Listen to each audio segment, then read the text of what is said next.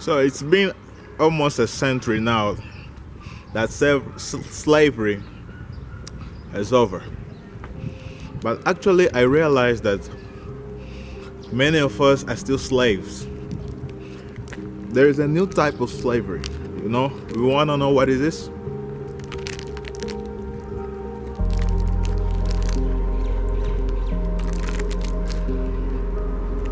Yeah, many people are slaves of their minds. I've been there, man. It's hard. It's hard to get out because people do not control